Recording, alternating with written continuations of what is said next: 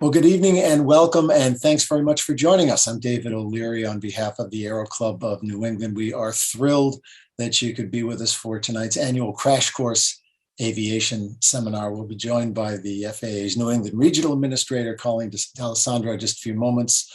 We've got a presentation on accidents and incidents over the past year here in New England, which we'll be putting forth. And we're also pleased to be joined again tonight by Richard McSpadden from AOPA's Air Safety Institute. As we are a virtual event again tonight, I'd like to offer a special welcome to everybody who is joining us from outside of New England. As you can see, the Aero Club of New England is America's first general aviation organization. We were formally chartered back in 1907. On our next slide, we've got a little bit of a layout of what we're going to be doing tonight, but we've got a long and rich history celebrating all things aviation. We put forth and produce safety seminars like tonight's. We award scholarships annually for flight training and aviation technical training. And we certainly share the social aspect of flying in aviation with those who have a real passion for flight. We consist of active and former military pilots, commercial pilots, GA pilots, many non-pilots who just love flying or love being around airplanes, and those who love aviation. So if you are a member, we thank you. If you're not, I hope you'll consider joining us tonight. We'll have details on that in the chat a little bit later on. I also want to take just a moment to thank ACONE's board of directors, our advisors, and our club members for making tonight possible. Special thanks to Keith Leonard, who is running our webinar tonight. I'm going to take a second to welcome and acknowledge our event co-chair, Paul Diette, who is representing FAA's FAASTeam. He's going to present a little bit later on the regional accidents here in New England. But Paul is in London, where he makes his home. Good evening to you, Paul. Shall I say good morning? We're not quite to good morning, but nearly there. Not quite yet. Yeah, a little under 2 hours we'll be there. Go ahead. Continue. Yep. So this is our event for tonight. As you can see, we'll be joined by Colleen Sandro in just a bit. Paul is going to present on behalf of the FAASTeam, and Richard McSpadden joining us a little bit later from the Air Safety Institute. I did want to note, as many of you know, that this event does make you eligible for Wings credit. What is important is that you signed up. The email, your Wings credit email, is the same email that you used to sign up for tonight's event. And so we'll note that. And also, anything else I'm leaving out about Wings credit, Paul? I'll hand it off to you to take it over. Yeah, if you didn't use your Wings email address to register, then notify us via this email address, crashcourse@acone.org, and we'll synchronize that with the FSDO in the background for you. Terrific. So Paul Diette, our co-chair, and I'll let you pick it up from here. He's got quite an extensive aviation career, and you'll see more about that in just a minute. But Paul, please take it over. I want to thank everyone who over the years has helped sponsor this event. As you know, when we used to hold it as a live event, there were a lot of expenses, and the support we had from sponsors was critical to being able to scale the event and reach bigger and bigger audiences every year. This is our 32nd year, and it's also critical to have the support of all the volunteers and the guest speakers that we've had over the years from Ntsb, from AOPA, from the FAA, and from other specialist agencies that contribute to the message of safety that everybody wants to see happen while we enjoy our passion for flying. And David, I'll give it to you to introduce the administrator. Thank you, Paul. But before we do, how many years have you been co-chair of this event, Paul? 20-something?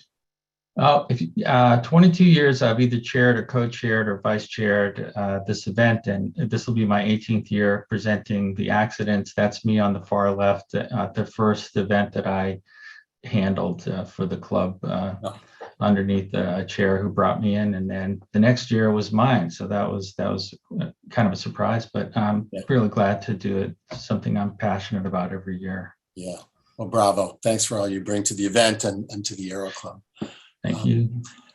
I'd like now to introduce FAA New England Regional Administrator Colleen Sandro. She is a native New Englander. She's been with the FAA since 2006 and our area's administrator since 2019.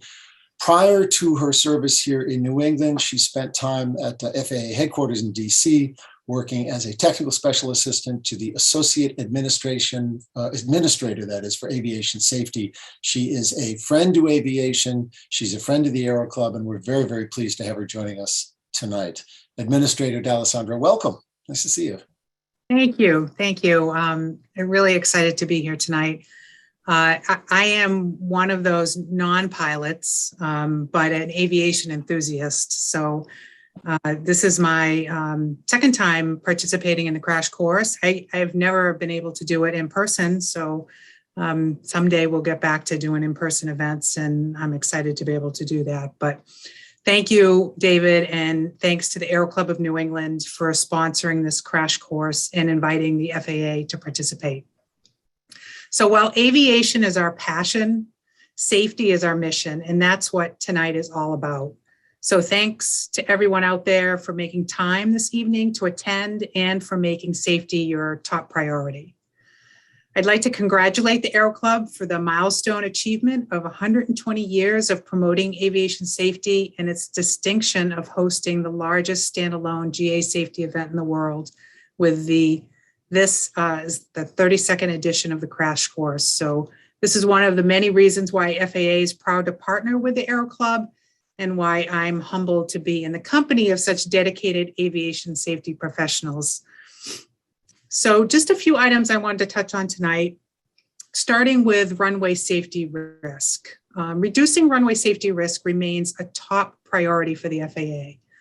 And I hope you've had the chance to check out FAA's From the Flight Deck video series, which provides pilots with actual runway approach and airport taxiway footage captured with cockpit-mounted cameras, combined with diagrams, visual graphics to clearly identify hotspots and other safety-sensitive items. These are really well-done videos. They're available for airports nationwide, with new locations being regularly added. We've had a couple in New England that just recently came online. And it includes also videos on general aviation safety challenges that pilots may encounter, and also a runway safety pilot simulator.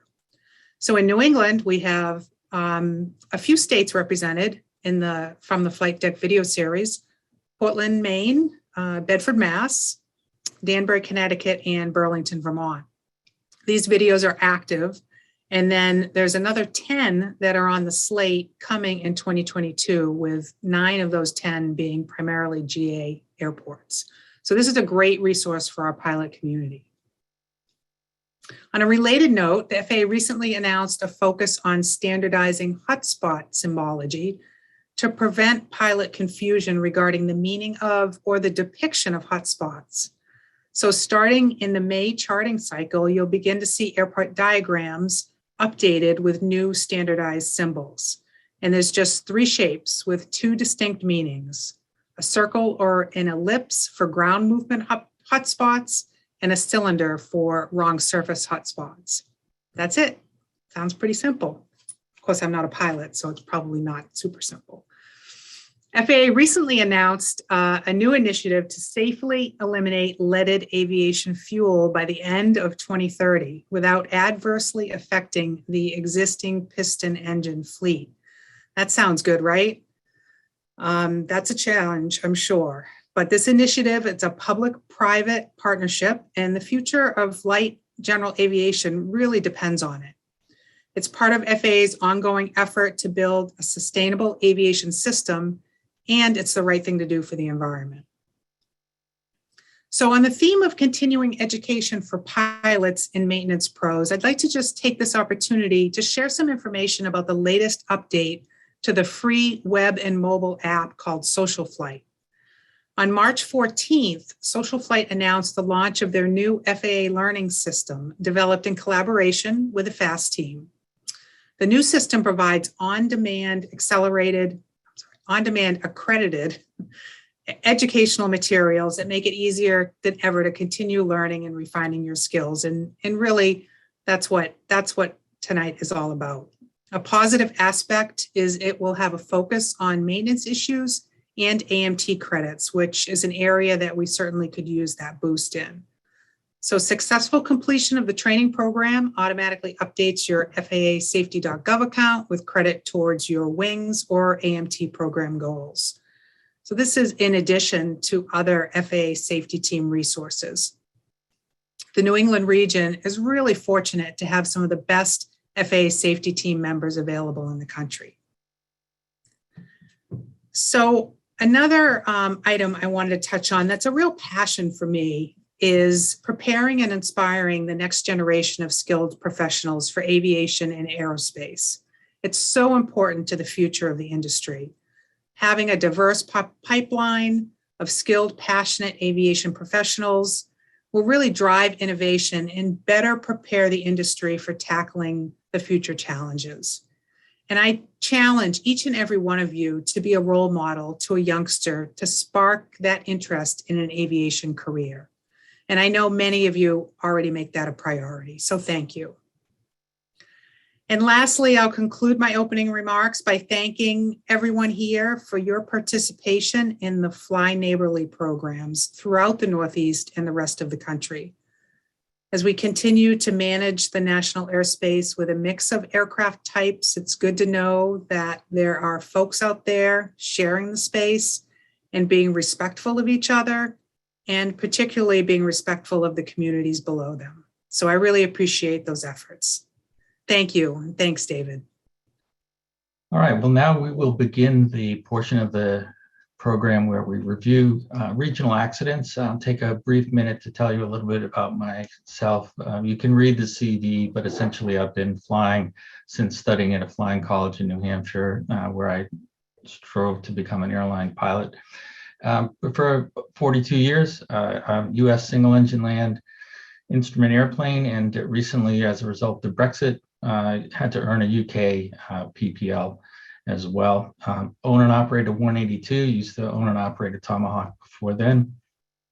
Earned the Coast Guard Auxiliary Achievement Medal for the aerial reconnaissance program that myself and some other folks created, and then have been honored to work with AOPA for a number of years as an aero journalist and a web content developer.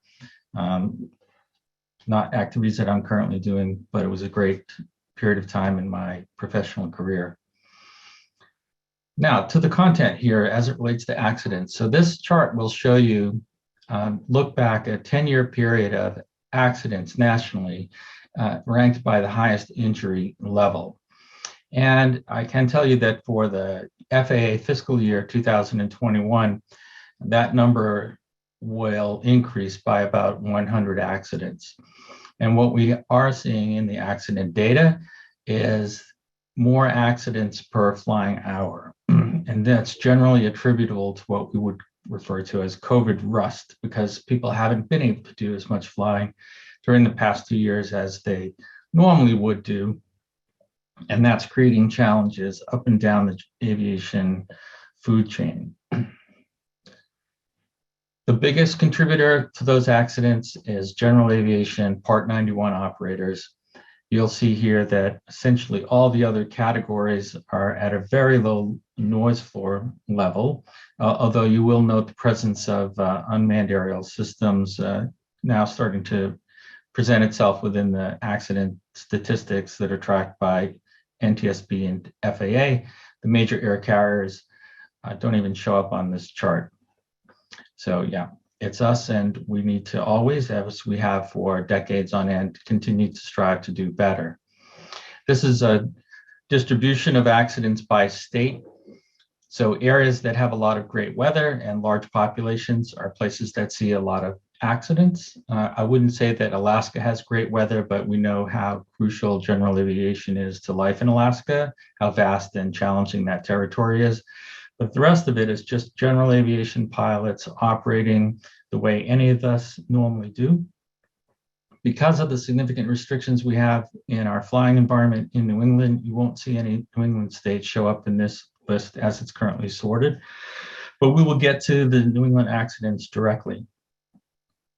We do also see some accidents distributed across common travel areas in the United States from population center to population centers as well. Now, within New England, These are the accidents that have occurred within the prior fiscal year of 2021, 34 accidents in total, 2 of those fatal. That's a jump of 6 accidents from what occurred in the previous year. And you'll see here a representation by type of injury. The map on the right doesn't include the accident for Rhode Island because that map's generated using a different data set. And Massachusetts, with the largest population of the 6-state area, has the largest number of accidents. In terms of the types of aircraft that are involved in that set of accident statistics, the distribution is what you see here. So we've got the majority are tricycle gear aircraft. A very large participation by gliders, unfortunately, this year. Tailwheel, what we would describe as light or very light aircraft, 2 turbine, 2 helicopter, and 2 balloon accidents. And then here, just within the Boston FSDO, which is the area shaded in blue on the map at the right, again, a distribution of accidents by injury type running from 2011 to 2021. And so no fatals within the FSDO under 2021. Hard to call anything here a trend because the numbers are still relatively small, but they are distressing for anyone who's unfortunately affected by the accident, and each one has some lessons to teach us as well. So what are the major issues that are continuing to show up during this most recent period of time that we're looking at, roughly a year to year and a half, depending on whether we're looking at the fiscal year or calendar year data? So first and foremost is a loss of control, and that keeps showing up over and over again. It's essentially hitting things that really shouldn't be hitting with an aircraft, and these are happening during departures and takeoffs as well as during landings, and we'll go into some detail on that. Then there's an area of mechanical failure / maintenance. So we'll look at some examples. In every case, the examples we show are representative, but there are more accidents behind the curve than what we'll show you tonight. We've got sort of classic pilot error or operator error, and we'll look at specific examples of those coming out of the accidents that we've seen in the FSDO, fuel exhaustion and checklist mistakes, but we'll get to those. Aerospace incursions, which certainly a good way to ding your ticket and have a nice sit down with the FAA. Not something you want to do, and can also create conflict with other operations in that same airspace. Seeing a lot of runway incursion, excursion, and lineup mistakes happening. So we'll dig into those, and then issues around pilot currency. And then the last category here is issues with drugs and alcohol, which are showing up in a very large and surprising percentage of the accident investigations that are being conducted by FAA and NTSB.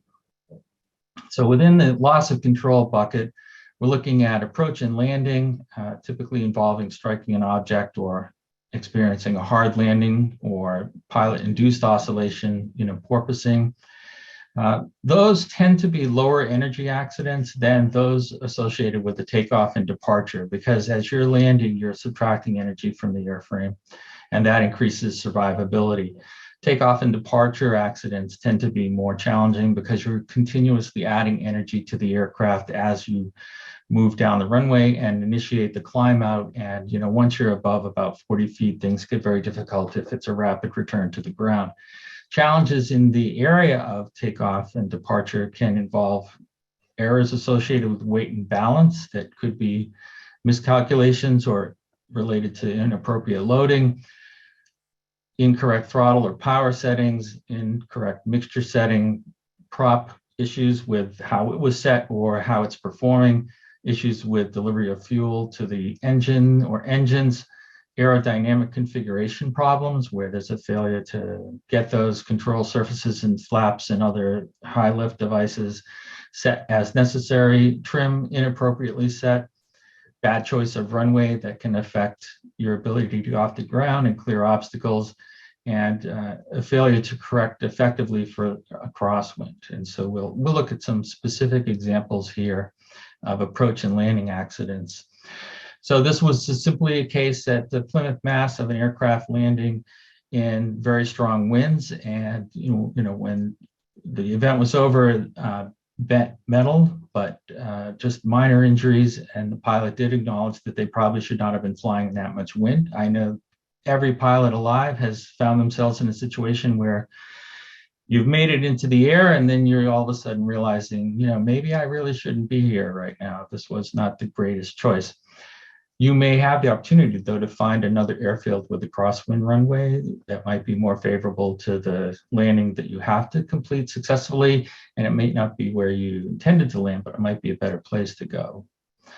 And this is an aircraft that lost directional control during landing and struck airport signs. And you can see the type of damage that occurred here to this airframe in Groton, Connecticut.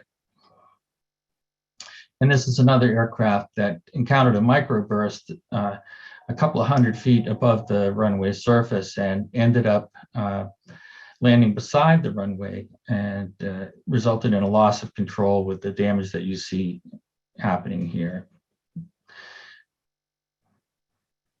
And then this was interesting. So the way this was described in the NTSB report, this aircraft was being used with an instructor and the pilot who were practicing the impossible 180-degree turn, which is, of course, hard enough to do when it's a surprise, but you know, it ended up with a hard bounce landing, which resulted in a loss of control with an excursion, with the striking of some objects en route to the final stopping point for the airframe.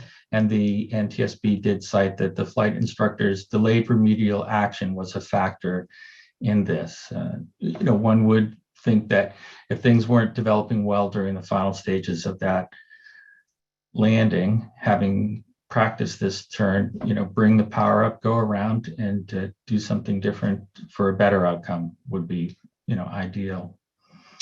But stalled onto the runway during the landing flare, and we'll see more of those as well.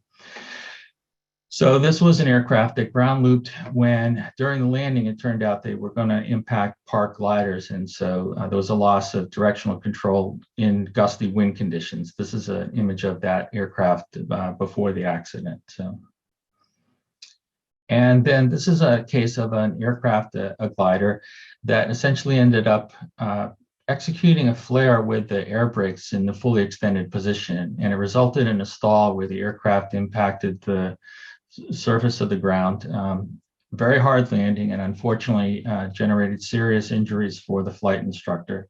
And the NTSB cited the flight instructor's lack of remedial action in this case as well. And you will see several examples tonight, unfortunately, of where the instruction hasn't met the high standard necessary to protect the safety of the flight, and bad outcomes are the result.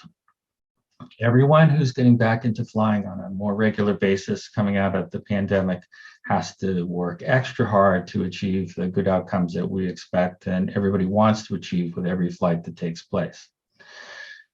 This was an aircraft, and you can see here the skid marks that are on the runway. It was a failure to maintain directional control during a landing in a crosswind, and then once impacting the snow, the drag caused the aircraft to flip over onto its back, nose over, with the damage as you would expect for that type of accident. And then this was classified as an accident because of the severity of the damage. In this case, was bird strike, and if it hadn't been that severe, then it would have just been recorded as an incident during descent. Now we're going to look at some accidents that relate to the sort of takeoff and go around phases of accident. This is an aircraft, and there were many similar to this in New England during the past year.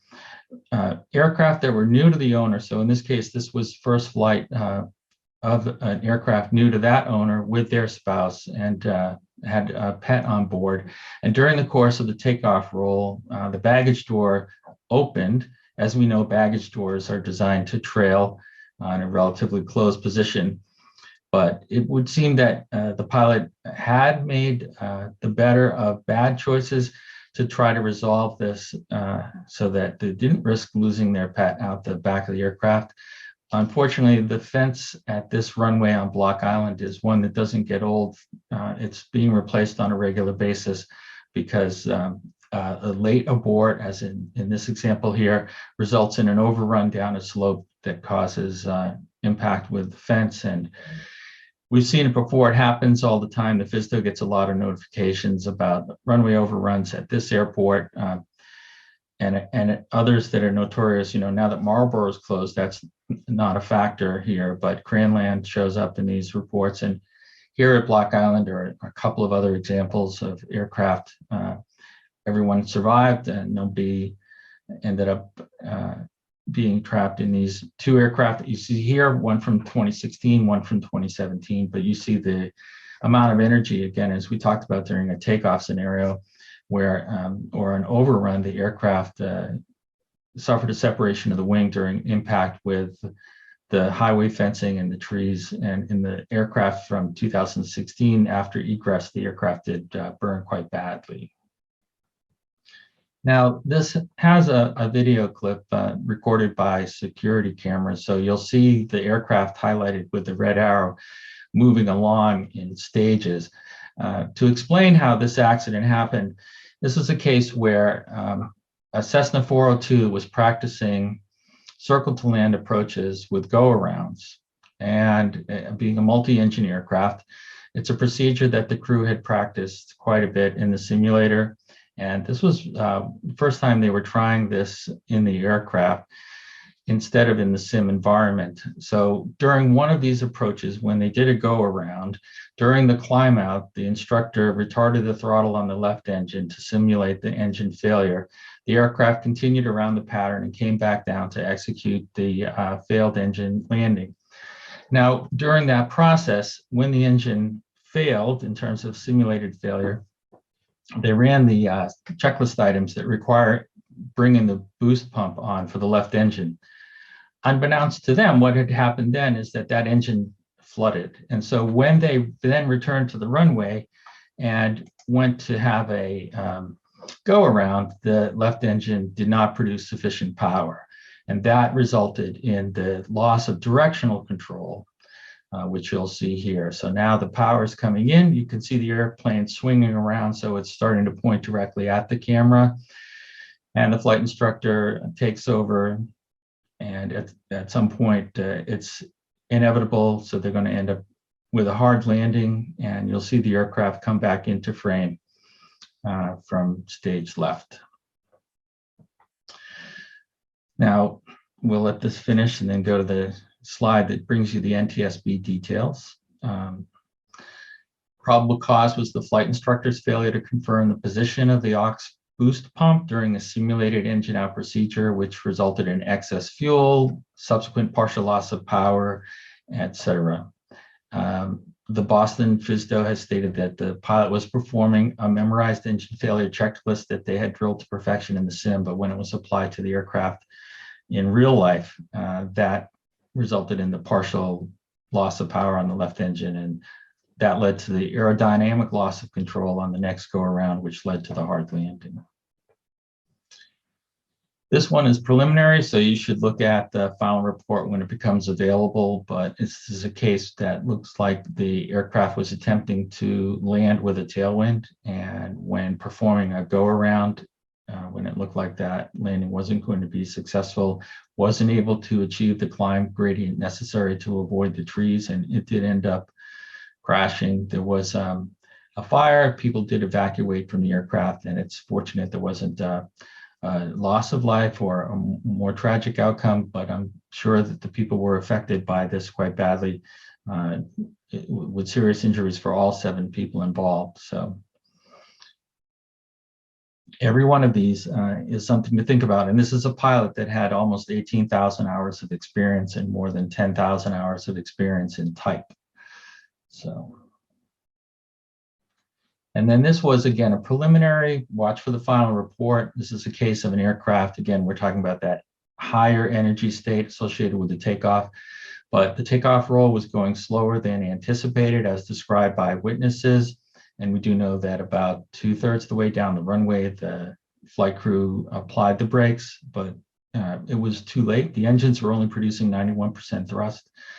The aircraft did leave the ground, albeit over a short distance, and came back down to the tragic outcome that you see here. So this is a takeoff gone wrong, which is certainly, there's a sort of rule of thumb some people like to talk about, and that's that if you haven't achieved half of your flying speed within 1/3 of the runway length, you should abort. That's a lot more complicated when you're talking about the calculation of a rejected takeoff for a turboprop or turbine powered aircraft. But for those of us who are flying piston engines with a single propeller, we need to be careful as well and consider that simple rule might be applicable to what we're doing, and also ensure that we're doing all the necessary takeoff performance calculations. Aerodynamic configuration of the airplane is correct for the conditions that we're in. We're using the best runway. If we have to, we're going to use a different day or a different time of day with better air density for maximum performance. And a decision, is this going to work or not? And then it comes down to technique. How much have you really practiced with a flight instructor? Maximum performance takeoffs in an as needed basis, depending on where it is that you're flying into or flying out of. Now we're going to look at a few accidents that relate to mechanical failure that may be or may not be tied to maintenance. Mechanical failure is not uncommon. However, as owner operators or someone who rents, it's incumbent upon us to try to do everything practical to ensure that the aircraft is being maintained to appropriate standards so that we hopefully don't experience any of these types of problems. Some are somewhat simple if we're catching the problem on the ground, but could be catastrophic if they occur in the air. And the problems have to do sometimes with the life-limited performance of a part. There are parts that have to come out of service and be replaced. And I know there's a balancing act between, what the manufacturer might want from a liability limitation perspective and what we might want as owner operators from a spend perspective. Sometimes procedures will be used that have become obsolete and someone's not staying on top of those. There might be an incorrect process used, and there might be a lack of appropriate oversight depending on who's doing the work. It's possible to be using an incorrect part. Could be a part that's been obsoleted and superseded by a better replacement part for a reason. Or occasionally there will be some fraudulent parts that make it into the supply chain. Fortunately, we haven't seen that happen in the New England area for a while. But there is the issue of deferred work and whether or not everything that needs to happen is being done when it needs to happen, or if somebody's working to the legal requirements, but there might be more activity that could happen on the maintenance side to ensure better longevity and performance. So this accident took place in Burlington, Vermont, and it was simply a case of after having done a number of full stop landings, the brakes caught fire. And in order for that to happen, you have to have some exposure of brake fluid to the hot surface. And anyway, fortunately, everyone was able to get out. The fire was put out by the fire crew, but if that fire hadn't been detected on the ground, it could have been a more tragic outcome. And you can see how quickly even a brief fire like that damaged the airframe. This is another fire which took place, again, preliminary, so you can look for the final report on this. The helicopter was coming across Lake Champlain from Plattsburgh to Burlington when the pilot smelled something burning, and they observed smoke in the cockpit and very appropriately initiated a precautionary landing. But in the course of executing that landing, the engine lost power and then lost all power. And so the aircraft performed successful auto rotation to the causeway, and you can see how small that bit of land is out across the lake, and was able to egress the aircraft. Now, in both of those accidents that we've just looked at, being what we would say spry, being able to get out of the aircraft quickly is something that in the Coast Guard we have to practice and be recertified on an annual basis. And it's a case of, maximum 30 seconds, but drill it once a year with the people you fly with on a regular basis, as well as yourself, especially if it's an aircraft like a Piper that has only one door on one side. What's it going to take to get both of you out of there, untangled from headsets and iPads and cables and GoPros and everything else that's common in a cockpit today and get safely on the tarmac and away from the airplane? Can you do both seats and both of you completely out and clear in 30 seconds? So add that to what you do on an annual basis, and it might help you out someday. The other factor there too is the wisdom to understand that a problem is developing and not be sort of dumbstruck by it, but get the aircraft on the ground wherever, however you need to if there's something catastrophic unfolding like a fire. Now, this is a non-accident, but you can be sure somewhere out there for at least one flight, there was a Cessna flying around with no wheel nut holding on the wheel. And we know that because the cotter pin is still inserted in the wheel nut, which tells us that the nut wasn't spun on tightly enough and the cotter pin wasn't through the opening on the axle to retain that nut. And yeah, that's something that should have been checked more accurately during the annual inspection or subsequent servicing of the aircraft, or if it's an owner operator performing their own maintenance. Yeah, could have an incident, certainly potentially even an accident if that wheel is lost and then the aircraft loses that wheel on landing or even before landing and comes down on a piece of gear with no wheel attached. So now we have one that pilots are sort of always subjected to looking at other people's mistakes and asking themselves, could this happen to me? So we'll look at a few that are operator error. Now, this graphic on the right shows the most common type of accidents. So descent and landing, taxi and takeoff, we've been through flight maneuvers, fuel mismanagement, and weather-related accidents. In the Boston area and in the New England area, we've seen accidents related to fuel exhaustion or mismanagement. And we've also seen a number of checklist-related accidents. Those checklist-related accidents tend to show up more in corporate aircraft where there's enough automation there now that if it turns out somebody hasn't followed all the appropriate items in the checklist, the aircraft will flag it up and you'll hear the crew call for return to square away whatever issues they have to, and then they'll return to the runway to take off after everything's been sorted. We can do it in a Cessna 182 or in a, any kind of aircraft if we get distracted and fail to deploy the flaps as part of an item on the checklist or select the correct tank or what have you, set the mixture, things that are critical to that takeoff activity. So we also see a number of aerospace incursion incidents as well, and these are ways to obviously impair your future flying, or certainly have an interview with the FAA, but also you're going to impinge on other aircraft that might be operating in and out of that Class B or Class D or Class C airspace, or TFRs or prohibited areas, restricted areas, and things of that nature. So these are showing up still in unwelcome numbers. And then with respect to other major issue, runways are always an issue. We see excursions, which we've been through a number of those already, incursions, and issues with lineup or takeoff. I'm showing here a picture of Burlington, Vermont, and that airport is a little bit notorious for lineup and wrong runway or taxiway landing, things of that nature.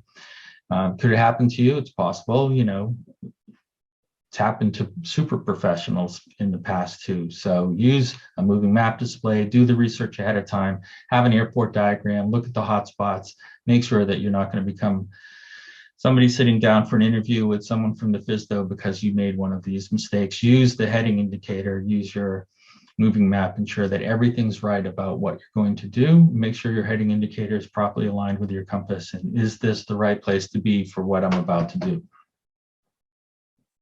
So this is an aircraft landed on a parallel taxiway in Nantucket. And so the aircraft is seen on the video, which is sequestered, so I can't show you the video, but the aircraft lands at the left edge here and rolls out on this taxiway. Well, this taxiway, when you get down to about this point here, is closed. And so the aircraft, which is a PA-28, punches through these barriers, and after that executes a go-around. It was an older pilot, and they stated the sun was a factor in their ability to select the right surface. Certainly there have been some very prominent celebrity pilots that have had issues with this that we know of. So it's something that can happen. There have been surprising number of people on the Nantucket who've actually just taxied through this barricade as well. So,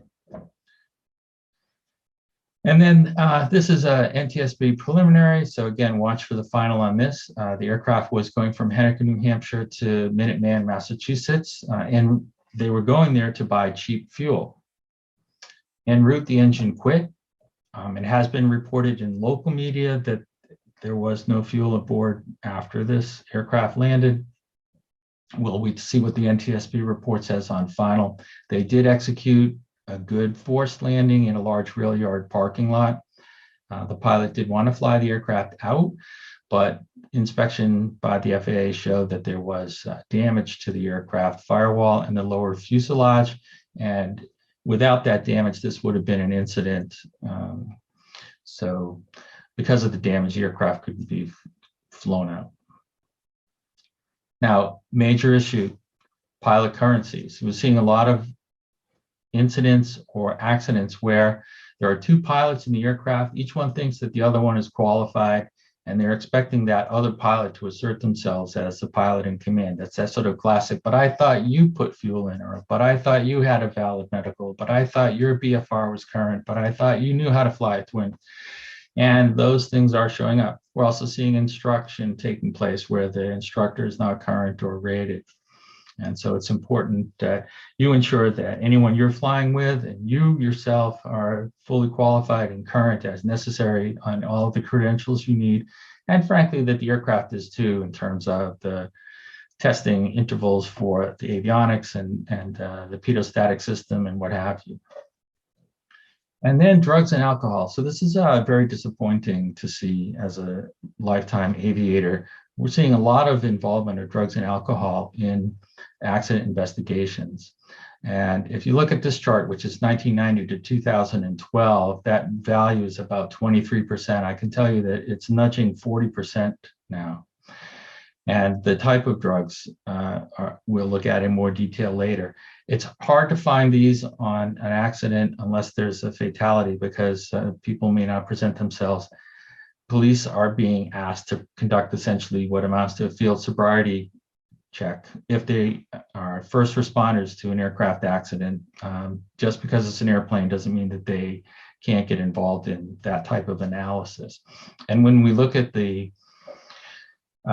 age group for drug use, we can see that as people get older, the use of drugs increases. Obviously, some of those are for treating medical conditions that are reported to their AME with drugs that are approved by FAA. But there are also drugs being used that indicate the potential for a disqualifying or impairing condition, and as well as drugs that are known to be impairing. And then we have the two small categories, which are controlled substances and illicit drugs. And now we look at the distribution of use by type of certification, and it's the recreational flyer more than any other, and in particular the sport pilot community, where we see the highest levels of drugs occurring in the accident studies. And that, again, these numbers have been increasing since this data set was compiled in 2012. Now, we've looked at a number of accidents. They're all examples of things that have been happening in and around New England during the past year, but safety is more than just avoiding those accidents. We also want to avoid the incidents. And we know that on national basis, about 2.5 to 3 incidents for every accident. We don't hear about all of them because Part 91 is not required to report incidents. 3 incidents in Rhode Island, 15 in Massachusetts, and one of the places these show up is in insurance claims for accidents that are never reported or for incidents that don't require reporting. So in this case, we have a couple of Cirrus aircraft parked on the ramp. Their passengers are unloading baggage. And then we've got a Global Express whose jet blast spins one of these aircraft around, scatters baggage, and gets people running. And both of these Cirrus aircraft were damaged as a result of having one wing dragged over the other wing. Now, are we really being safe in what we do? The person who laid these blocks out on the railroad tracks, I guess they thought that this was safe. But what's going to happen when a train comes along and hits those, which are fine for use on a road, but it's just going to cause a disaster with a train derailment and do nothing to protect that fire hose. So, look at what you're doing, try to make sure that you're not normalizing deviations from good behavior, you haven't picked up bad habits, and get a flight instructor to go with you, brush up on your skills, and more importantly than anything, fly more. Now, this program and others from the Boston FAASTeam are available after they've gone through an edit cycle via the YouTube channel for the Boston FAASTeam, and this particular program will also be available through the Aero Club New England website on our YouTube channel. So we would encourage you to subscribe and like the Boston FAASTeam YouTube channel and go there for some inspiration to help you either directly or to help you espouse safety for the people that you know and love in the aviation community. And if you want to reach out to any of the different FAASTeam representatives at a senior level within the region, these are the contact details. Just take a picture of the screen or reach out to us with an email and we'll send you a copy of these contact details. The materials that I've presented tonight were contributed to a large extent by Stephen Brown, who has been doing a great job running the FAASTeam program in my part of the world. And then here too, you see the team from Bradley and then Portland, which also covers New Hampshire and Vermont. So there we go. All right, if you'd like to have any questions answered, I'll ask David O'Leary to moderate, and then we'll move quickly on because we want to make sure we leave plenty of time for Richard McSpadden's excellent program from the Air Safety Institute. Great job presenting those, Paul. Really, really good stuff. One question on the twin engine accident comes from Mark. How does using a boost pump in flight cause an engine to flood? My POH says boost pumps should be used below 2,000 feet at all throttle settings. You want to handle that one? So every airframe and engine combination is going to be unique, and you have to go by what's in the pilot operating handbook. And my understanding from Steve Brown, who himself has a lot of 402 time, is that there are different levels of boost pump settings that you can use with the engines on the 402. And there are operating conditions in which it's inappropriate to use the boost pump on high, and that boost pump yielded a flooded condition, which caused a significant reduction in engine output, which wasn't evident until they went all the way around the pattern, got through the next missed approach and started the go around. And when they applied full throttle, the engine did not provide the power that they were expecting it to do. The right engine produced full throttle. They lost directional control, started to approach minimum controllable airspeed. And so you saw the outcome from that. If your airframe pilot operating handbook in its most up-to-date form says one thing, then that's what you need to do. But in the case of that aircraft, it was the wrong choice. Only because they were dealing with a healthy engine. Mm-hmm. The emergency procedures do call for a high boost pump if there's an unexplained loss of power, and the details of that you'd have to check out with a review of the 402 Pilot Operating Handbook emergency procedures. Good stuff. Great job presenting. Thanks very much for that, Paul. Really, really appreciate it. We'd like now to welcome our featured speaker, Richard McSpadden, who serves as the Senior Vice President of the Aircraft Owners and Pilots Association Air Safety Institute. Richard currently leads a team of certified flight instructors and content creators who develop and distribute amazing aviation safety material, all of it free of charge, to advance general aviation safety industry-wide. They've got an incredible YouTube channel, podcasts, Facebook, a great website, and it's accessed, their information, that is about 12 million times annually. Richard has logged over 5,000 hours in a variety of civilian and military aircraft as commercial pilot, CFII, numerous ratings, taught both his son and daughter to fly in their Piper Super Cub. Currently, he's flying a 1993 Piper Super Cub. I want to note that Richard also served in the Air Force for 20 years, including the prestigious role of commander and flight leader of the U.S. Air Force Thunderbirds flight demonstration team, where he led over 100 different flight demonstrations flying the lead aircraft. I'm interested in knowing, Richard, which is more terrifying, the Thunderbirds time or teaching your children to to fly. Good evening and welcome, Richard McSpadden. Yeah. Nice to see you. Yeah, David, nice to see you. And I want to point out to the my fellow ACONE members, I'm a proud ACONE member, that aviation is a small community. David mentioned podcasts. Well, I was up at an ACONE event a couple of years ago, and I was lamenting that we just had more work than we could do, and we needed some help producing podcasts. And David says, well, I'm a radio producer. So David produces that podcast that now has been downloaded close to 4 million times. So all good stuff, a lot of fun. I'm really delighted to be here, and thanks to Dr. Kearney for the ongoing invitation and the partnership that the Air Safety Institute has with ACONE. I love this event because it's kind of the season kickoff for us. You know, the flying season and the events start, and so it's a lot of fun. The question for tonight that I'd like you to think about as we're going through this is, what's the gap between what you plan to do and what you actually execute? And what we learn in aviation is the closer our execution is to a plan that we can sit down and develop while we're at 0 knots, 0 AGL, and 1G, the closer the execution we can get to that plan that's well thought out, the safer our operations are going to be. And so that's what we'll talk about tonight as we go through this a little bit. I would like to start with sharing a little bit about what's going on at AOPA. We've been around for about 83 years, and our whole mission is to protect, grow, and keep general aviation safe. Really, everything we do is all about that, and we're proud to do it. We have a group of passionate, professional people here that work at that every day. And some of the big things that we do are our advocacy work. I never really realized until I came to work for AOPA how much general aviation is under attack. Sometimes it's a direct frontal attack.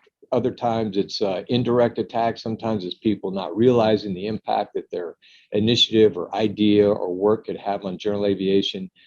And so I've kind of realized through the years, I'm so thankful for these visionaries that started AOPA 83 years ago to protect this great asset that we have. A lot of people don't realize in general aviation, it contributes to billions in the economy every year, and over 1 million jobs are tied directly to general aviation. So it's not only part of the DNA of this country, it's part of our economic fabric as well.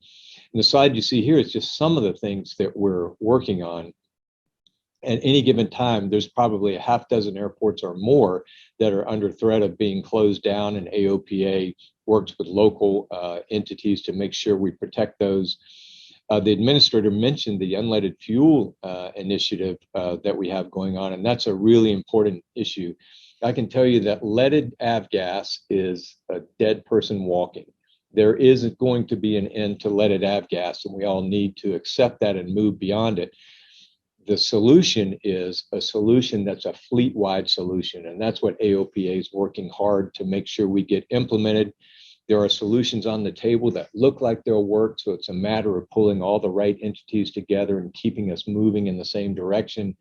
We started an Eagle initiative. You can go on the AOPA website and keep up with the latest on how we're moving towards an unleaded fuel initiative for aviation, and we will be there, and we'll be there before 2030. And so one of the initiatives that we're working, I have a military background, so I'm not interested in impacting military in a negative way, but I also know the military uses a lot of airspace, or they have preserved a lot of airspace that they don't actually use. And we learned that the military themselves spend well over $1 million every year flying around MOAs and special use airspace that's not in use. So we've asked them to be more transparent with their airspace usage. And so that's an initiative that we're pushing that we should see more of. So imagine you're flying along and on your iPad and with ForeFlight or whatever you use, you can touch and see whether a MOA is in use or whether it's inactive, and that way fly through it with confidence. So those are just some of the things, and there's many more that we're working inside of AOPA. Our You Can Fly programs are designed to grow general aviation, and they're working. General aviation has grown for the last 3 years or so in every aspect. Private certificates, student certificates, commercial certificates, all of those are up over about the last 3 or 4 years. And so we work hard to grow this beautiful industry that we all enjoy so much. And it's an important industry because general aviation, I'm a product of general aviation and went to the military and went on and had a great career in the military thanks to general aviation. And almost everyone I know who's an airline pilot came up through general aviation. So it's an important pipeline that we feel is essential to the nation. So our Rusty Pilots program has got over 10,000 pilots back flying. That means not just back flying, but have gone through a flight review and been signed off to return to flying. That's pretty exciting stuff. Our high school programs in use in over 44 states. There's more than 10,000 students that use the high school curriculum that was developed by AOPA with pilots and teachers. It's accredited. It's a turnkey solution that they implement in their school. And by the time kids graduate under this curriculum, they're ready to take their FAA written for a pilot and for their A&P. So pretty exciting stuff there. So now let's talk a little bit about safety. So the good news in general aviation safety is we've dropped our fatal accident rate by about 50% since the mid-90s. This chart you see in front of you, the red area below is the fatal accident rate that's normalized per 100,000 flight hours. And this is a pretty exciting chart. So what this shows you is the raw numbers of fatal accidents that we've seen every year since about, I want to say that's 1989 or maybe 1990, somewhere in there. And the red line shows the raw numbers of fatal accidents. Now, this isn't normalized for activity, so it's hard to judge, but even without that normalization, you can see that we've dramatically reduced the number of fatal accidents that we've had year over year, which is fantastic. The blue line across the bottom is the point in time in any given year on that chart. So this is a fiscal year chart, and it was pulled in December of 2021. So in any given year you see on that chart, you can see how many fatal, on the blue line shows how many fatal accidents we had as of December. So you see 2021 was a fantastic year, fiscal year, but you can also see that fiscal year 2022 started out in really difficult shape. We were really concerned about the start of fiscal year 2022.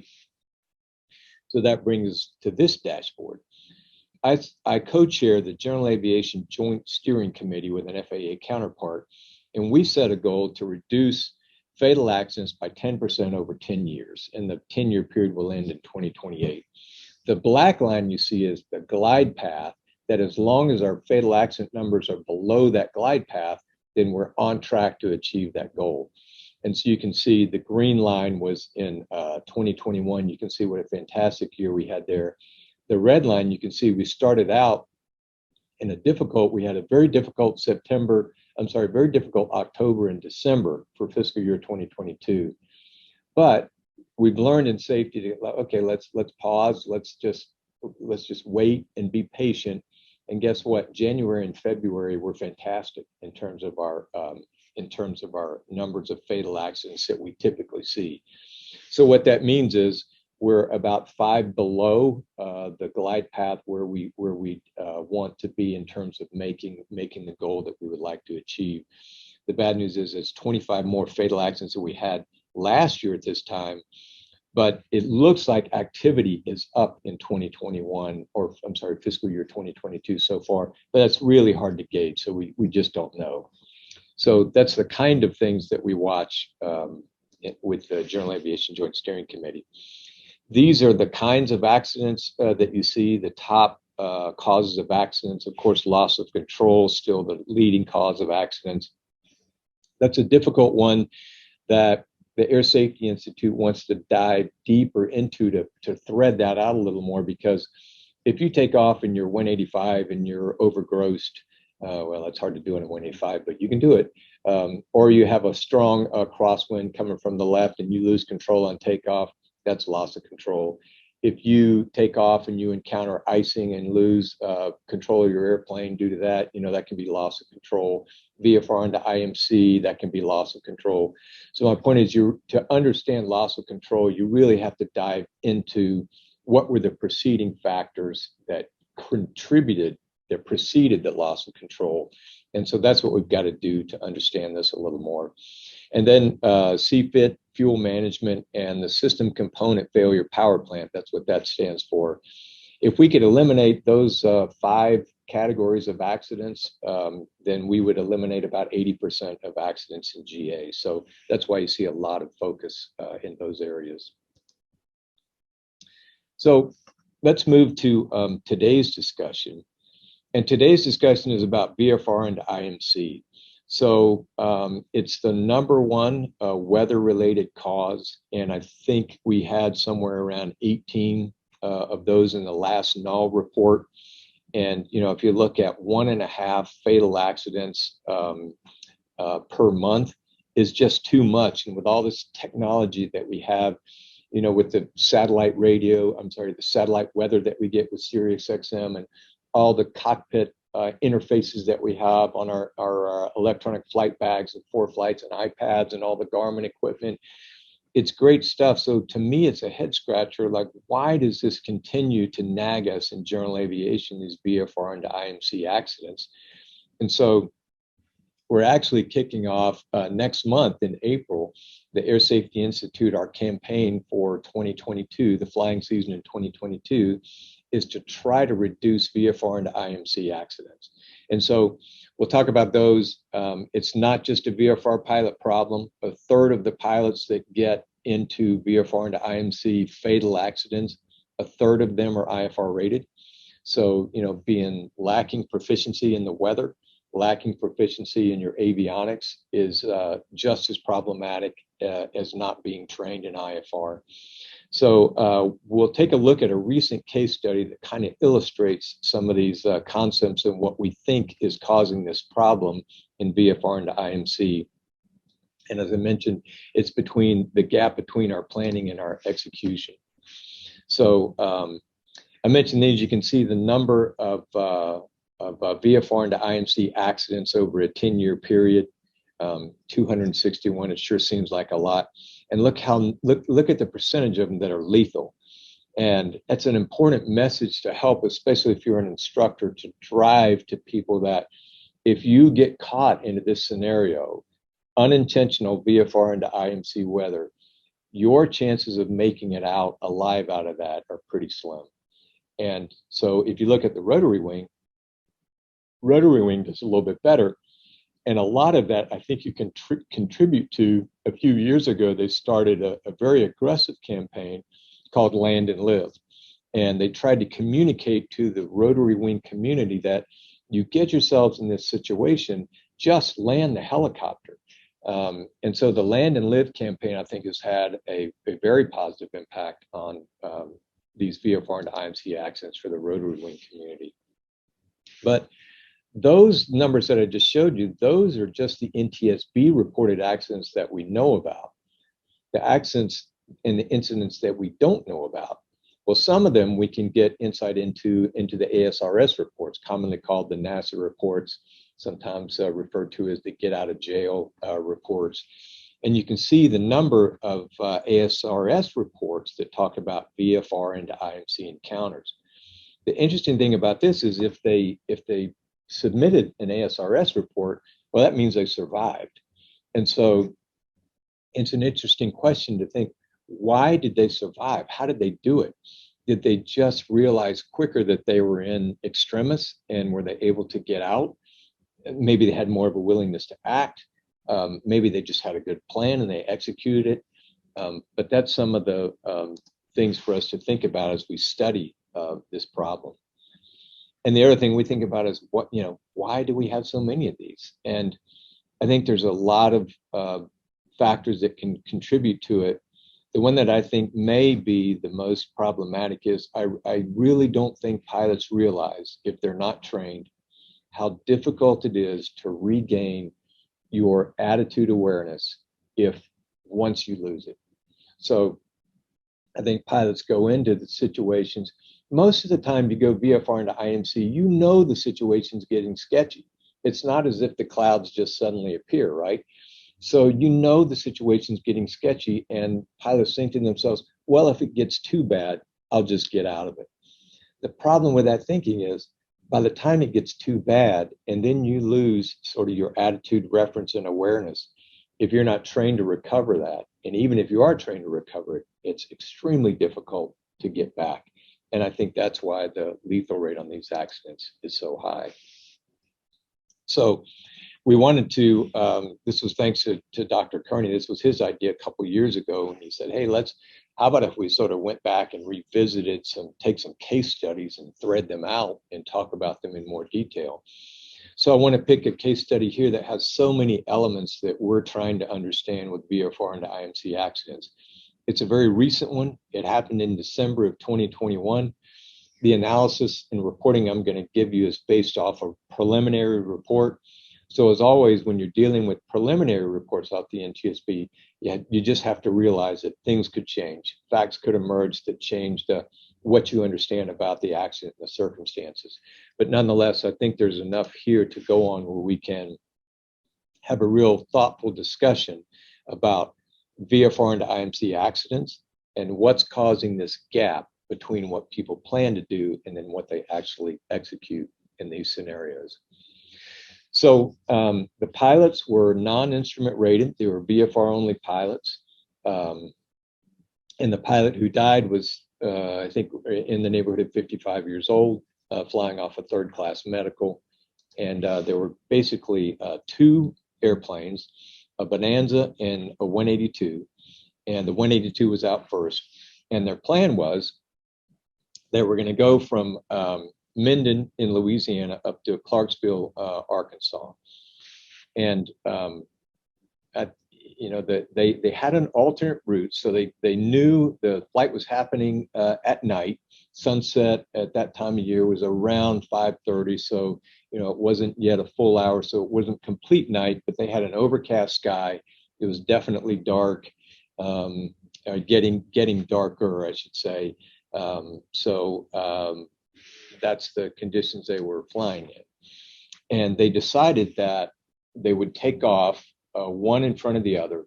And based on the weather that they saw, they were going to climb up to 1,500 feet. So they knew the conditions were 1,500 scattered, 2,000 overcast, 10-mile biz. But look at the temperature dew point, right? That's a real concern when you see a temperature dew point within 3 degrees like that. And it's pretty close after sundown, and the temperature is going to continue dropping more. So both of them were aware of the potential hazards. And in fact, they did what typically helps in a safety scenario. If you can find a fellow pilot to share your plan with and to bounce ideas off, this is a good thing to do. And we typically recommend that in the Air Safety Institute. It typically will help when you think out loud and you have another pilot sort of bounce your ideas off you. So when they took off, the pilot in the trail airplane, I don't think they were really flying in formation, I'm not sure, but they took off one after the other. And I think they intended to keep visual with each other, but not really what you'd consider close formation. And the pilot in the trail airplane, who was in a Bonanza, said it was immediately what he termed as sketchy. So the weather after takeoff was immediately worse than what they thought it was.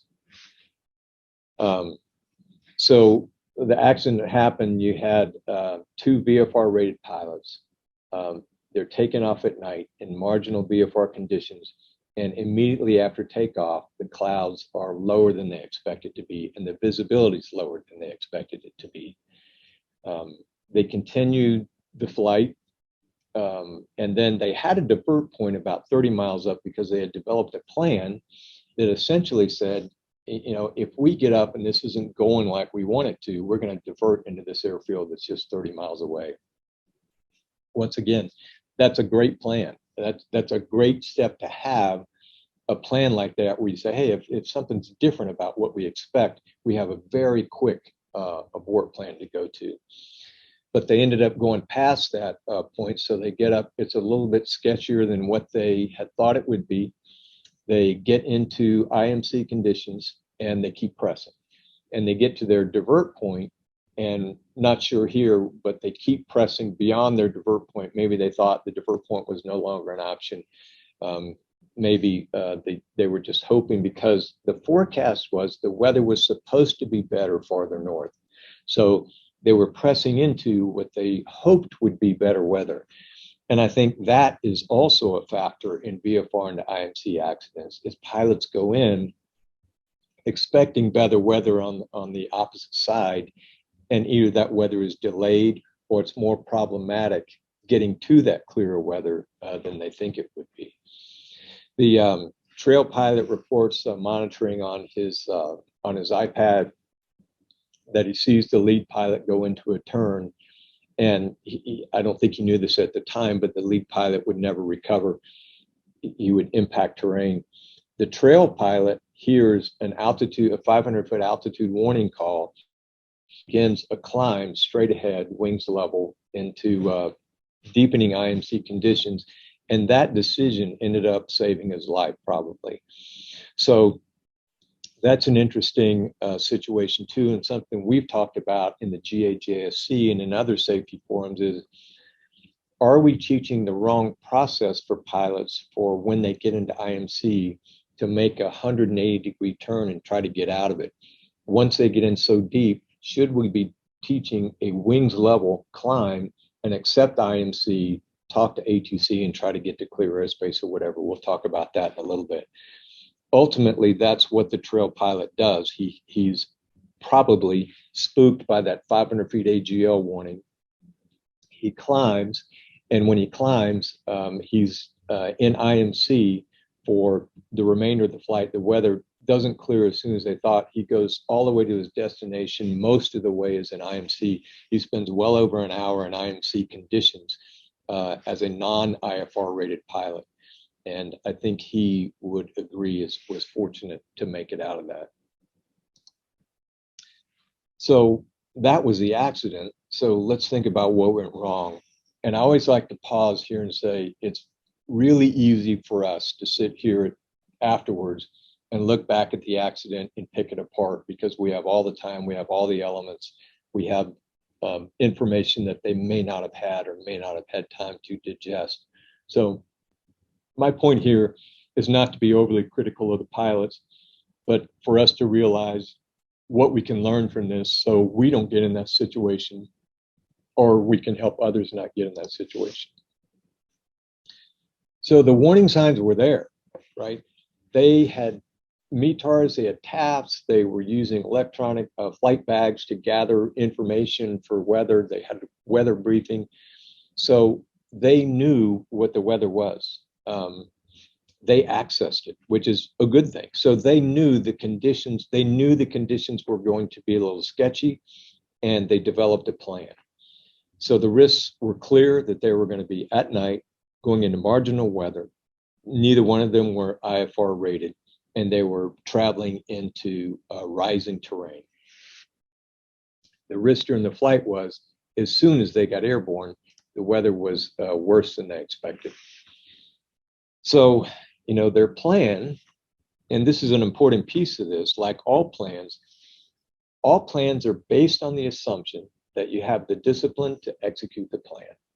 And as simple as that concept seems, it bites us in aviation over and over again.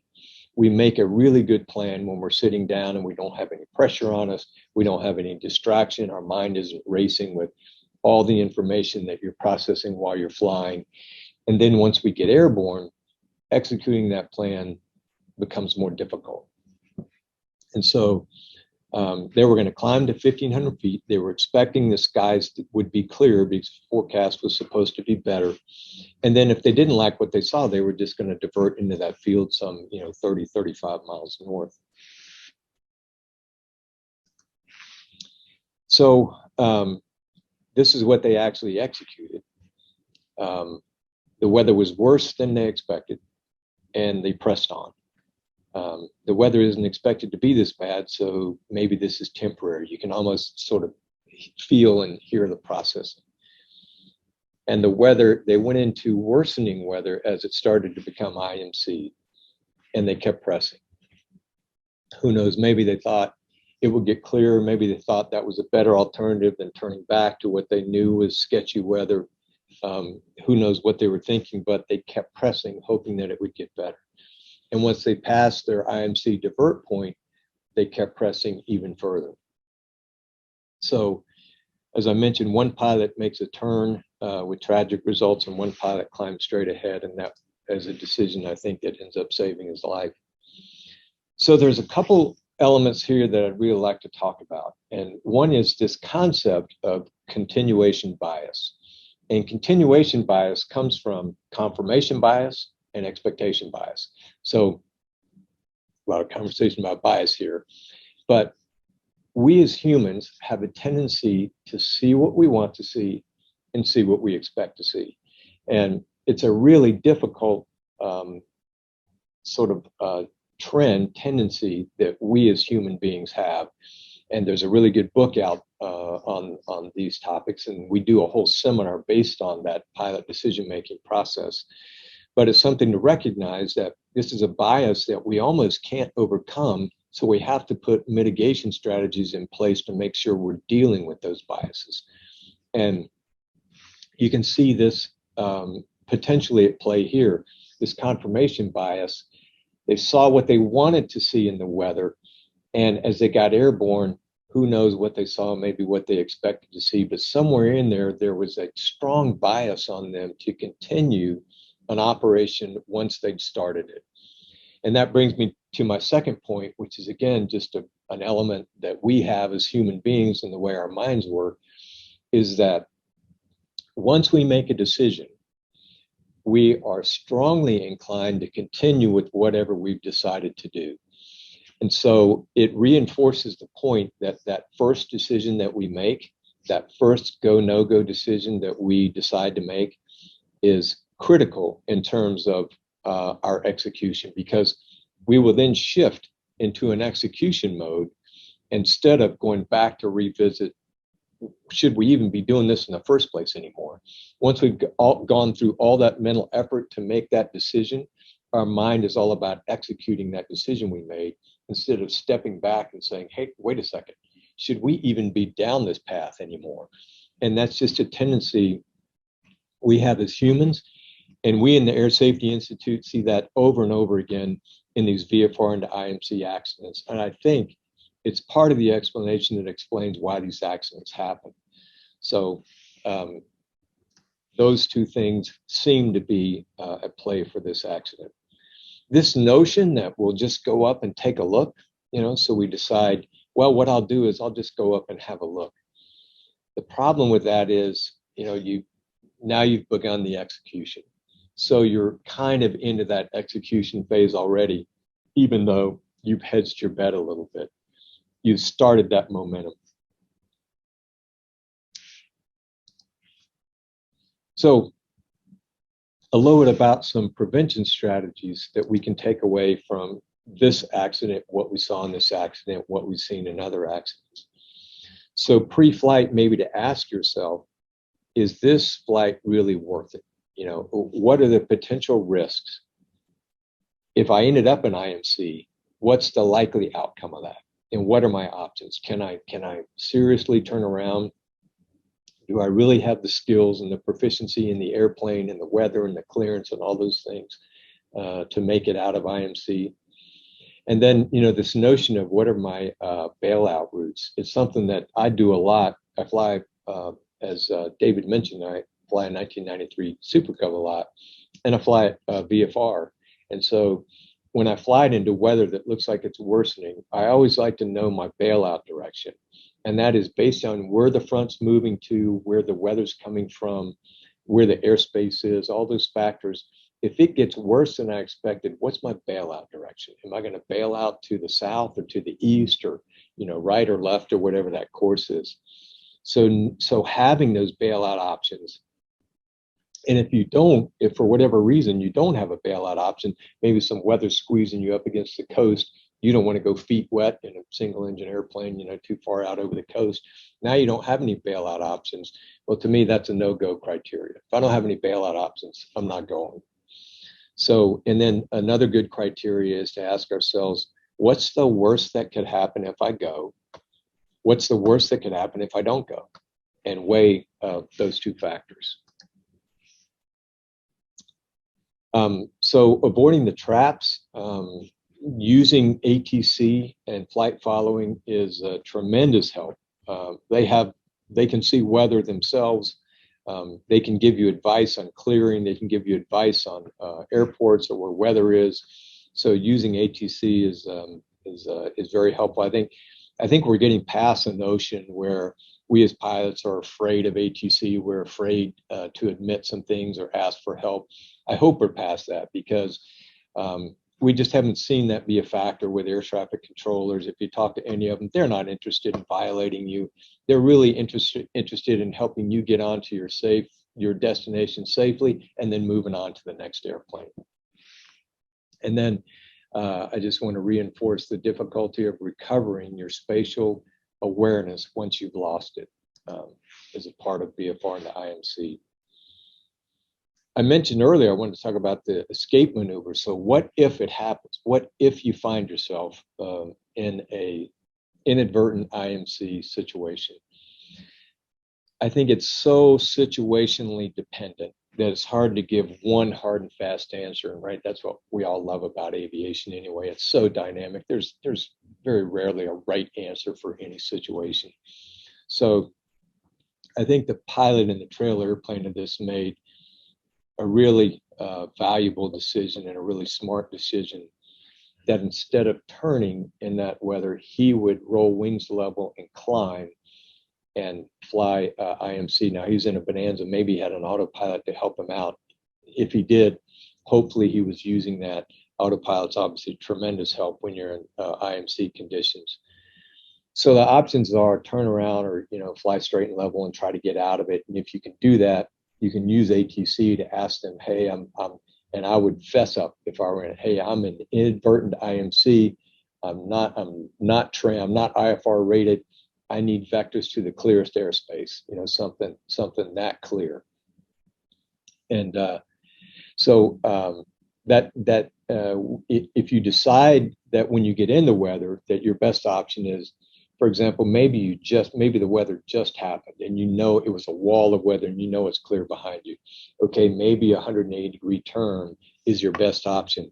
In that turn, they'll realize it's a lot harder to do in real life than in a simulator or under the hood. And one of the best techniques to use is to use your rudder and make standard half-rate turns. You're in no hurry. The weather's clear back that way. Just a very slight turn and focus on your ADI and your altimeter as you come around. So I mentioned, so when should you climb straight and level? If you've been in this for a while and it's been getting sketchy and it's just a little more and a little more, and now you've lost all your options, you no longer have a bailout direction. Now that's probably a time where your best option is to roll wings level, get in a straight gradual climb, and talk to ATC and find your best alternative. If you've got an autopilot, use it. If you don't, wait till you get some altitude. And if you don't, even if you do have an autopilot, avoid putting your head down. That is oftentimes an initiator for spatial disorientation. Pull your iPad up to where you can look at it in the same frame of reference as you're looking at your attitude instruments, and look at your iPad that way and find where your clearest airspace is. This is an option, an off-airport landing. The helicopters came up with their land and live program, which has been a real success for them. For us in fixed-wing aircraft, if you find yourself getting into a sketchy situation, if you've lost your bailout direction and you're not IFR trained, find a place where you can land your airplane and then worry about it later. After having given this discussion and a couple others, I've had several pilots come up to me and give me examples of how, when it happened to them, they decided to land in a field and wait it out. Or if they were on floats, land on a lake and wait it out. A couple pilots told me about landing on a country road out west and just pulling it off the side of the road and waiting it out. It's a legitimate, real option. if you get yourself in too deep. So here's maybe the takeaways. And the biggest one is to recognize that the larger the gap between our plan and our execution, then the more risk is going to be involved in our flight, especially when it involves weather. Because what that implies is either our information was insufficient at the beginning, or the situation changed so much that we couldn't anticipate a plan that was close enough to what we were actually going to execute. And that should raise red flags in us as pilots. Remember, Bfr and Imc is dangerous, and it's not just VFR pilots that get in trouble. A third of them happen to IFR pilots. So being proficient and expecting the IMC conditions is really what's critical. We talked about a plan with multiple outs, and we talked about using your plan and abiding by those abort points rather than talking yourself into and realizing this is a human tendency to talk ourselves into continuing a plan that we've already developed.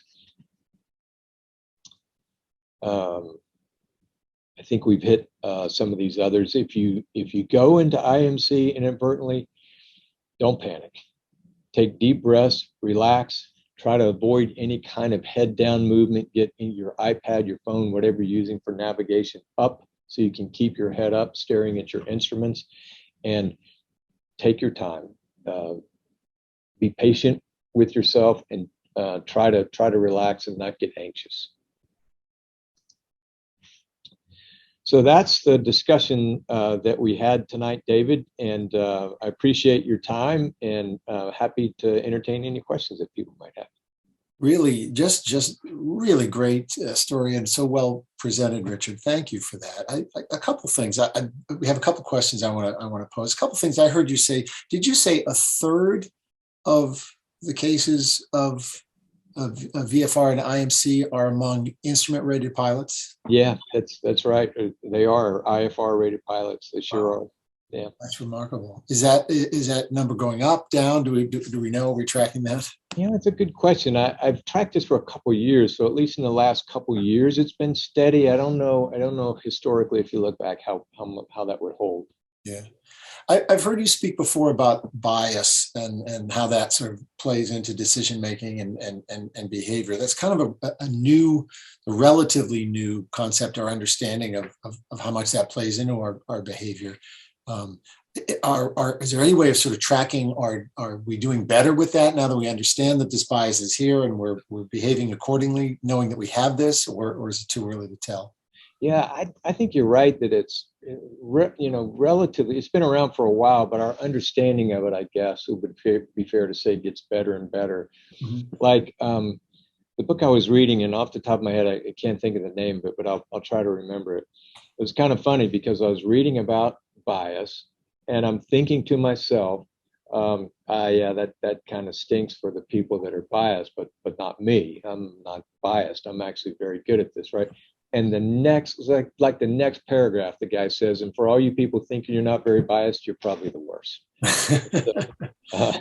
It was a real sort of eye opener that you can't really prevent that kind of bias as humans. So you just have to develop strategies to accommodate it. Yeah.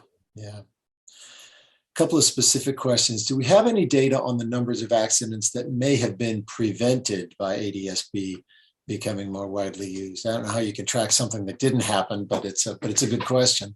It is a good one. I mentioned that in fiscal year 2021, we had the safest year we've ever had in general aviation in terms of fatal accidents. We think our fatal accident rate is going to round out at about 0.73 per 100,000 flight hours. Mm-hmm. And before that, it was up around 0.95, 0.93, somewhere in that range. And that's just a phenomenal year that we had. And so we in the General Aviation Joint Steering Committee decided to try to look, we spend a lot of time like we did tonight looking at mistakes and trying to learn from that and what we did wrong. Can we try to change our paradigm in 2021 and look at what did we get right? How did we have such a fantastic year in 2021, a record year in GA by a long shot? It's the best year we've ever had in GA by far. Mm-hmm. Jonathan also notes, he says, I'll just read the question. I have a suspicion that a factor in many of these pilot errors is sheer panic. The pilot finds himself in a situation so uncomfortable that their ordinary rational thought processes are no longer functioning. If they were functioning, then the pilot may well have had the wherewithal to recover in the situation. Has that been studied? Any way to reduce that risk through training, the panic factor? Yeah, I think, by the way, I think he's right about that. We don't know because we're not in the cockpits of the fatal pilots, so we can't tell, but I just suspect that is a problem. And of course, we know a little bit of stress will help your performance. Too much stress has serious degradation, and panic is, really detrimental to your performance. I do think that training is the key to that. And training is, get people in the situation, help them see what it's like with an instructor and how they can work their way out of it. Yeah, you made a great point about how different the reality is in IMC versus under the hood, or we're in the goggles. It's a much different turn when you're actually in the suit rather than with an instructor next to you. Yeah, it really is. Yeah. Christopher asks, of those IFR rated pilots who crashed when they flew into IMC conditions, how many were IFR current? Yeah, good question. I don't know the answer to that, but we could probably find that out with some data digging. Yeah. And Doug notes, especially here in New England, a comment, haze during the summer is also an issue here in the Northeast. It's amazing how legal VFR visibility, quote, legal VFR visibility can be IMC. Yeah, and what I find too is that, when I talk to people about when they're flying VFR, everybody will talk about cloud heights, right? They'll talk about, oh, it's 800 over, it's a 1500 overcast. And a lot of times what I see them overlook is the most important thing, which is visibility. If you're flying a relatively slow airplane, if you have 10 miles visibility, 1500 overcast is fine in a Super Cub. If you're experienced and you got a lot of flight time doing it, then you can fly legally. And if your visibility is good, you'll be fine. I wouldn't do that in a Bonanza. Bonanza just goes too fast, right? So the first criteria is the visibility. To me, is really important when you're looking at conditions that you're deciding to go no-go VFR. And the second is the airplane that you're flying. A person may fly a condition I would fly a condition in a Super Cub that I would not turn around and fly in a Bonanza, because speed really makes a difference. Sure. Richard asks, should we stress more the use of the autopilot as a lifesaver? You mentioned that a couple of times tonight, especially the trailing airplane. Yeah. If he was using an autopilot, it was probably a good idea. Yeah, we definitely should. We should stress that. And part of the key to safety is technology that we just keep getting better and better technology. And autopilots are becoming more and more affordable. And so I think we'll see those begin to help us even more. There's a great question on technology from SA. Could the new technology of flight bags, the Garmin, the ForeFlight Pilot, could those make pilots feel that they've sort of got a little bit of protection or an additional armor of technology that makes them go versus stay? Yeah, what's that's a great question, because the weather-related accidents have dropped like all categories of accidents have through the years. But weather-related hasn't dropped as fast as I would expect it to, for the reasons that the questioner asked. With all that technology we have in the cockpit, why isn't it dropping faster? And part of the theory is that all that technology is encouraging people to go in situations where they would have not gone before. We don't know if that's true or not, but it's an interesting theory. Yeah. You'd mentioned statistics for 2021. A couple of people know, Alex and Donald both noting, is it possible that because of COVID and the pandemic, much of the 2021 flying was for recurrent training as opposed to getting somewhere? Therefore, accident rates were much improved. Yeah, that's an interesting thought. We do know that flight activity during the pandemic, it dropped off pretty dramatically, like it did in all categories. But in general aviation, our bounce back was a check mark, not a U-shaped. So we didn't bounce back to where we were. We bounced back stronger than what we were pre-pandemic. And flight schools, just about anywhere you go, a flight school is slammed wall to wall. It's tough to get in flight schools and training academies. So that's an interesting thought, that maybe part of what we saw is people were doing more training coming out of a layoff. And so, a lot of that activity, because it's important to remember that, that's normalized for activity. So we didn't have a better year because activity was down. We normalized it for activity. So that's an interesting thought. Maybe it was because training and instruction was up. Yeah. One more question. Dave asks about the FAA has focused heavily on Alaska with safety by adding cameras and AWOS. Have we heard about how the program is working, and does AOPA have a position or thoughts on adding webcams to airports? Yeah, absolutely we do. We've been advocating in that, helping drive that with the folks up in Alaska for years. So we're happy to see that expand, and it's expanded into the lower 48 now as well. And so we're also looking at cameras in Hawaii, and I think there's some in Colorado already. So yeah, it's so successful that we're expanding it to some places. The FAA is expanding it to some places in the lower 48.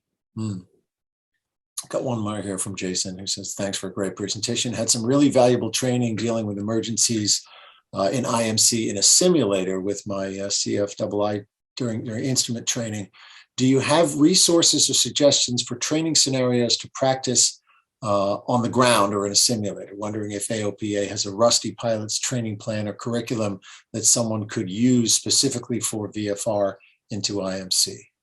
We worked with Redbird, John Collins, my colleagues here, a couple of years ago, three or 4 years ago at Oshkosh, and we developed a simulator profile for VFR into IMC, which I would imagine Redbird still has. And so what we did was we had set up in our tent at Oshkosh, and you could come in and we would put you in the scenario and see if you got out of it. It was really insightful. Pilots that came by and flew with us really enjoyed it.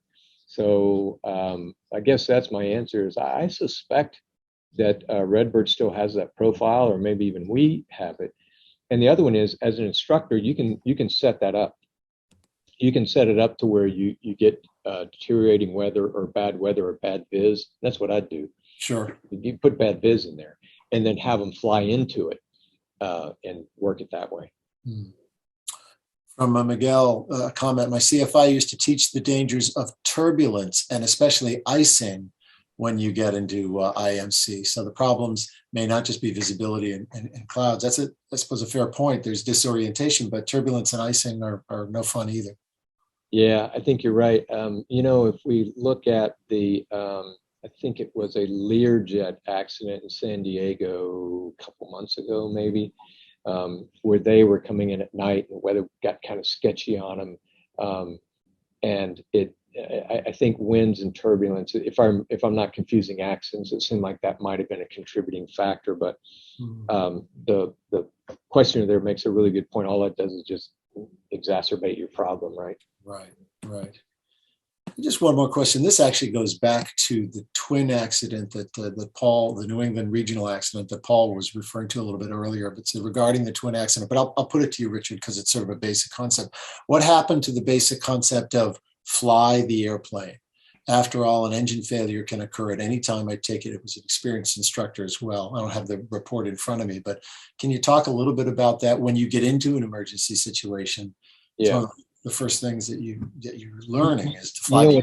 What's helpful to remember is that every pilot alive has heard that. They've been taught that in training. Fly the airplane, right? Aviate, navigate, communicate. Every pilot alive has heard that and been taught it. And yet, sometimes in critical situations, it gets left behind. There's a focus on the technology or the weather or the problem that you're dealing with, whatever the case is. So to me, the question, it goes to not making pilots aware of it. They're aware of it. How do we make it a part of their flying demeanor when they get into demanding situation because it's tough to practice that. You don't get in troubling situations very much. So how do you practice that kind of thing? Chair flying or a simulator or something like that works. And then I'm a former Air Force pilot, and that was just drilled into us whenever you had a problem. Maintain aircraft control, analyze the situation, take proper action. Sounds really simple, right? Anytime you were given a chair fly a problem in the Air Force, you had to start with maintain aircraft control, analyze the situation, take proper action. And you go, okay, here's how I'm going to maintain aircraft control. If I have autopilot, I'm going to use it, or whatever the case is.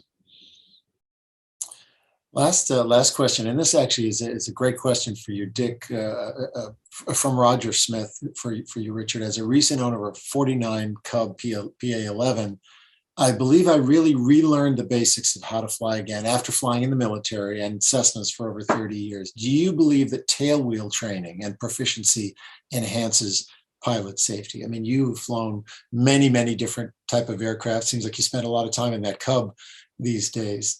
Are there basics that you sort of had to get back to when you fly the Cub that you didn't have in the other aircraft that you've flown in? Yeah. This is a great soft pitch. I just love this kind of VFR flying in Super Cubs, and my brother has a Waco, and I'm checked out in his Waco. I fly that some. And it does just sort of reground you in the stick and rudder skills and the feeling of flying. Aside from the joy of it, just learning the feeling of the airplane, I think is probably helpful. I do think any training you do, any training you go to, seaplane training, get your seaplane rating, tailwheel endorsements, multi-engine training, anything you do like that is going to help you be a better pilot. Good stuff. Really, really great presentation, Richard. Thank you very much for it. Thanks to Administrator D'Alessandro from the FAA and Paul Diette for presenting on the New England accidents on behalf of the FAASTeam, and of course, Richard McSpadden from AOPA's Air Safety Institute.